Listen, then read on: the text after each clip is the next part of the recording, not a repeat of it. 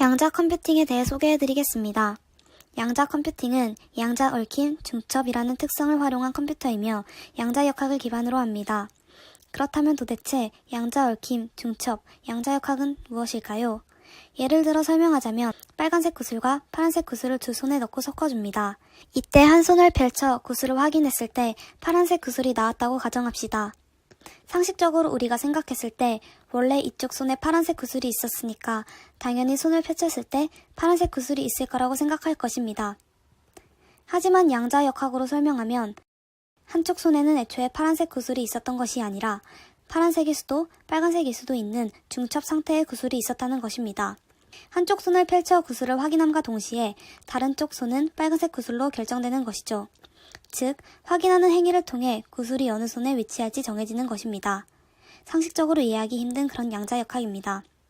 다시 돌아와 이러한 양자의 특성을 이용한 것이 양자 컴퓨터인데요.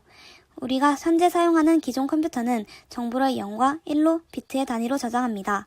반면 양자 컴퓨터는 0일 수도 1일 수도 있는 중첩된 상태를 동시에 저장하고 처리합니다. 이를 큐비트라고 합니다. 기존의 4비트는 각각의 4개의 다른 수치들이 고정되어 16가지의 조합을 나타낼 수 있습니다.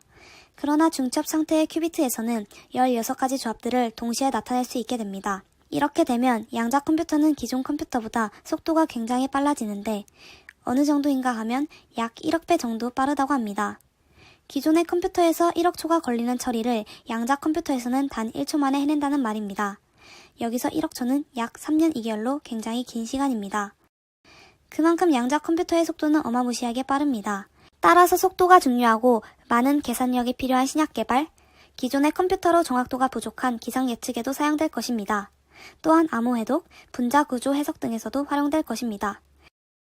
우리 일상에서 발견할 수 있는 좀 더 직접적인 사례를 하나 들자면 양자 컴퓨터를 이용한 폭스바겐의 교통 데이터 관리가 있습니다. 지하철, 버스, 택시, 자가용 등 복잡하게 얽힌 대도시의 교통은 더 이상 기존 컴퓨터가 효율적으로 통제하는 것이 불가능하다고 합니다. 날이 갈수록 교통량은 증가하고 그와 비례해 감당할 수 없는 교통 데이터가 늘어나기 때문입니다. 2018년 폭스바겐은 양자 컴퓨터를 응용한 교통관리 시스템의 연구 성과를 발표했습니다.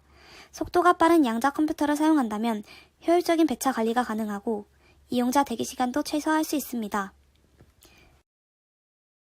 사실 양자 컴퓨터라는 단어를 처음 들어봤고 양자의 영역에서 물리 법칙은 우리가 아는 방식과 매우 다르게 작용하여 이해하는 데 굉장히 오래 걸렸습니다. 하지만 우리에게는 앞으로 막대한 양의 데이터가 쏟아져 내릴 것이고 그것을 감당하기 위해서는 양자 컴퓨터가 꼭 필요한 기술이라고 생각했습니다.